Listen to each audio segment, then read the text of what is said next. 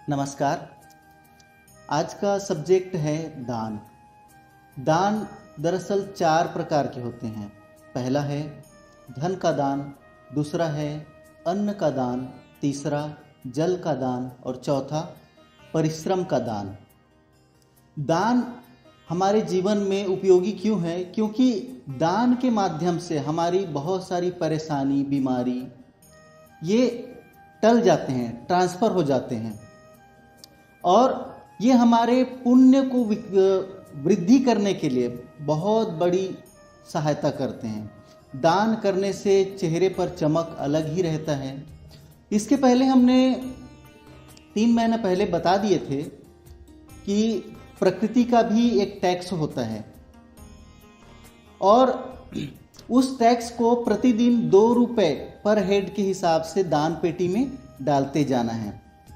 वैसे ही हमारे पास में जाने अनजाने में किसी व्यक्ति का, किसी का अधिकार हमारे पास रह गया होता है, तो ये भी एक कुछ समय के बाद में ना ये एक नकारात्मक ऊर्जा बन जाती है, नकारात्मक शक्ति जो हमारे पीछा करता है। वो जैसे हमने किसी का अधिकार नहीं दिए, लूट लिए या चोरी किए या बेईमानी किए, वो हमारे जीवन में कभी सुख समृद्धि लेकर तो नहीं आ सकता, वो केवल बीमारी ही लेकर आता है। वैसे ही प्रकृति का टैक्स भी, जब हम प्रकृति का टैक्स नहीं चुकाना जानते तो वो भी एक बीमारी का रूप ले लेता है और वो परमात्मा का दरअसल इस टैक्स को वसूल करने का और किसी के अधिकार हमारे पास है उसको हमसे कैसे निकालना है, उसका यही एक तरीका है। या तो हमें बीमार कर देंगे या तो हमारे सामने कुछ ऐसी परिस्थिति लाकर खड़ा कर देंगे कि हमको खर्च करना ही है, जबरदस्ती करना है। तो यही सब चीज़ को टालने के लिए ये दान होता है। दान जब भी देते हैं खुशी से देते हैं और दान देने के बाद भी आप महसूस करते होंगे चेहरे पर प्रसन्नता बनी रहती है, मन हल्का लगता है। इसलिए दान को कंटिन्यू रखना ही चाहिए। अब एक एग्जाम्पल आपको दूं तो आप सब उपवास या व्रत तो रखते ही होंगे, है ना? तो एक प्रश्न आपसे करना चाहूँगा कि आप जो व्रत रखते हैं, उपवास रखते हैं, क्या वो उपवास व्रत का आपको आध्यात्मिक लाभ मिलता है या केवल वैज्ञानिक लाभ ही मिला है? क्योंकि कोई भी उपवास, व्रत, कोई भी यज्ञ, कोई भी अच्छा कार्य बिना दान का सफल नहीं होता।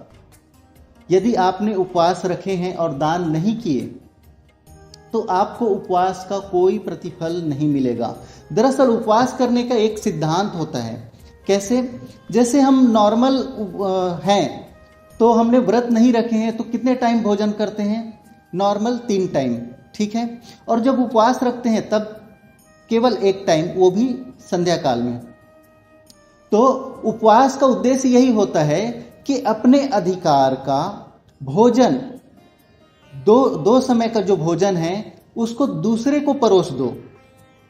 तो दूसरों को जब हम परोसेंगे तब उस भोजन को ग्रहण करने के बाद में जो आत्मसंतुष्टि उनको मिलेगी, है ना, वही हमारे पुण्य को वृद्धि कर देगी। जो हम व्रत रखते हैं, उपवास रखते हैं, तब कोई मन्नत मांगते हैं, है ना, वो मनोकामना पूर्ण करने के लिए वही पुण्य काम आता है।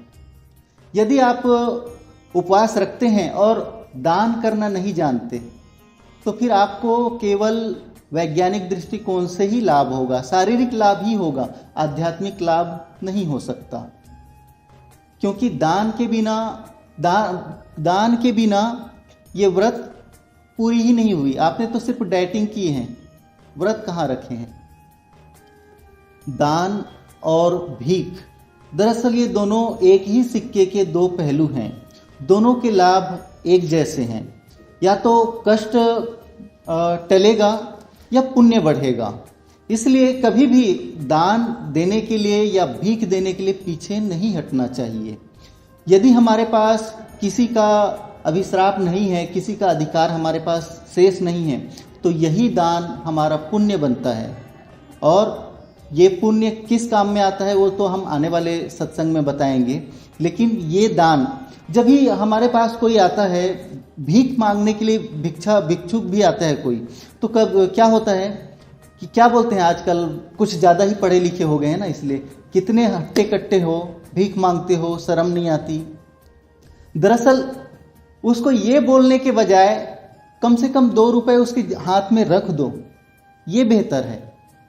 क्योंकि जो सामने वाला तुम्हारे सामने हाथ फैला रहा है ना, वो तुम्हारा संपत्ति नहीं मांग रहा है, केवल तुम्हारी परेशानी, तुम्हारी बीमारी ही मांग रहा है।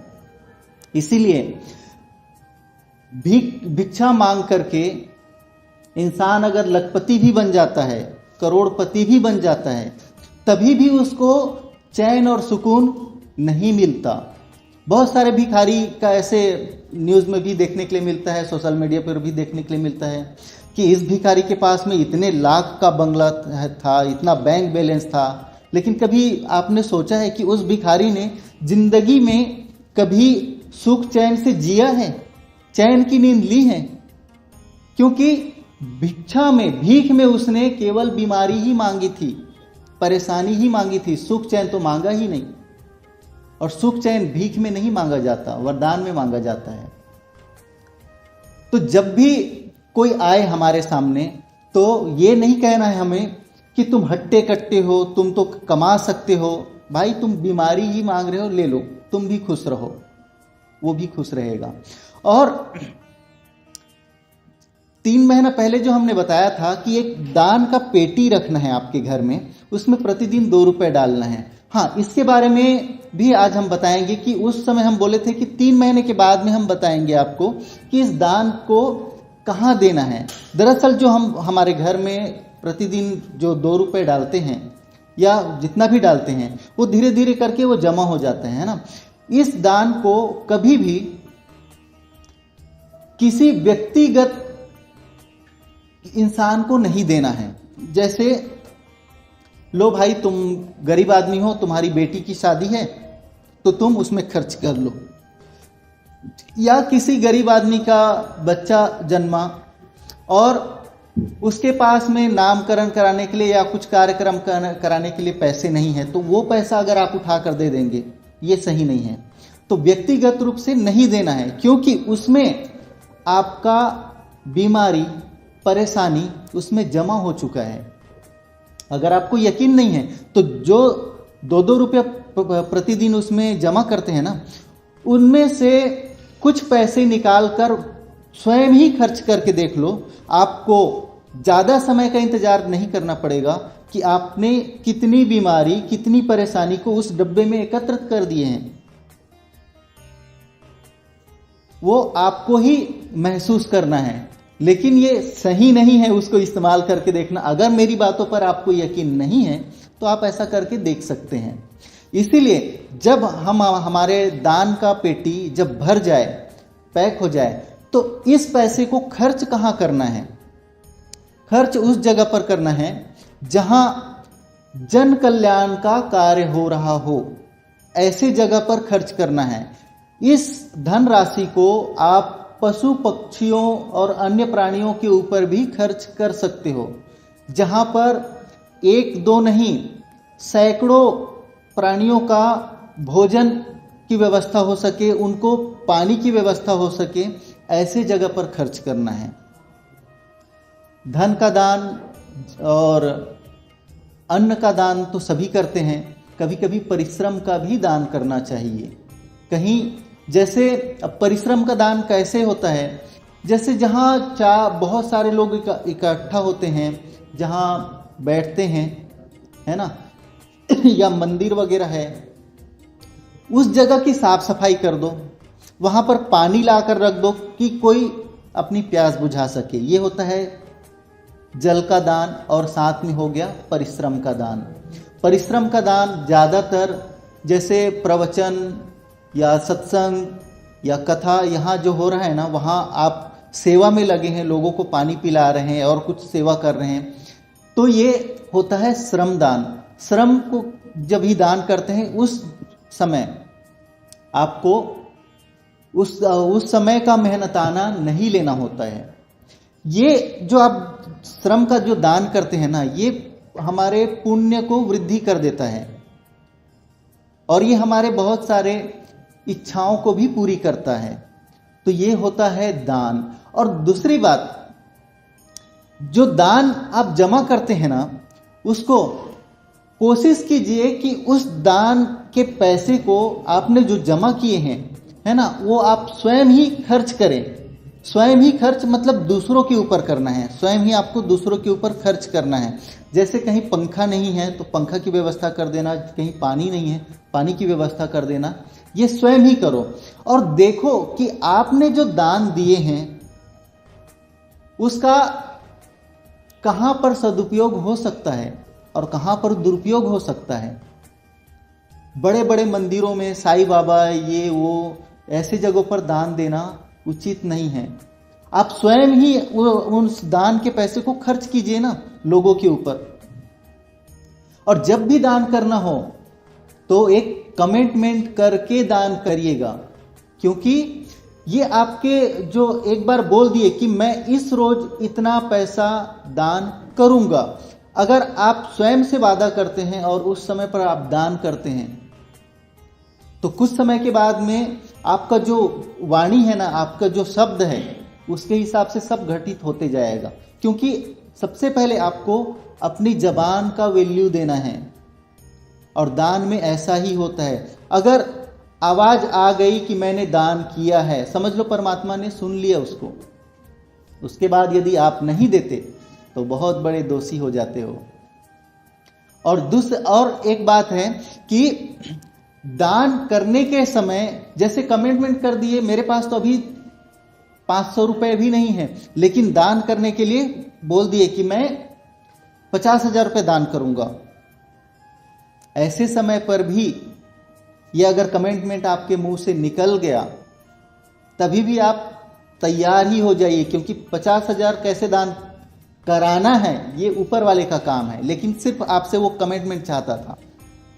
तो दान करते रहने से चेहरे पर चमक और शारीरिक और मानसिक स्वास्थ्य बहुत ही अच्छा रहता है।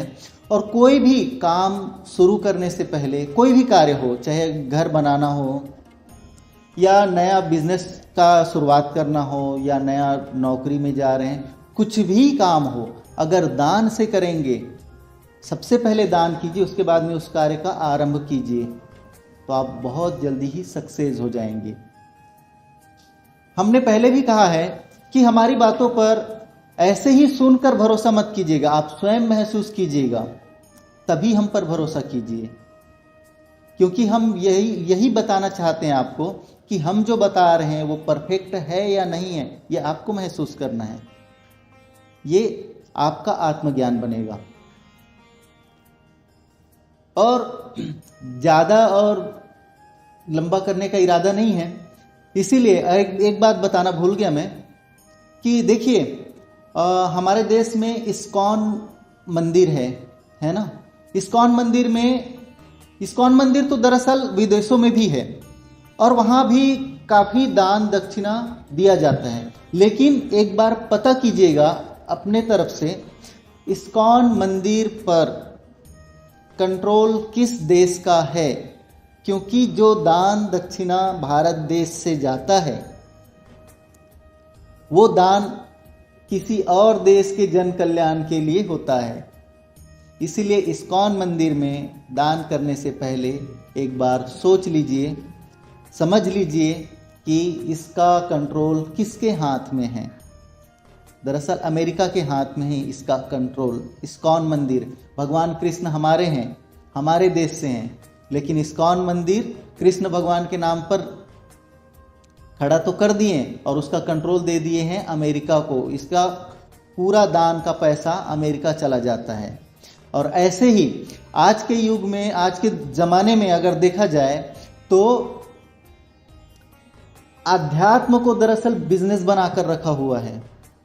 और जो दान दक्षिणा का जो है ना पैसा, जो भी है, जो जन कल्याण में खर्च होना चाहिए, उसको लोग स्वयं के लिए ही खर्च कर रहे हैं। जैसे हमारे ही देश के, मैं नाम नहीं लेना चाहता, बड़े बड़े मंदिरों को देख लीजिए, उसने कौन सा जन कल्याण का बीड़ा उठाया है, लेकिन दान के नाम पर कितना पैसा जमा होता है। तो हमारा अगला सत्संग रहेगा पुण्य के बारे में। तो मिलते हैं अगले सत्संग में। ये तो हमारा हो गया दान, अगला सत्संग होगा पुण्य। तब तक के लिए नमस्कार।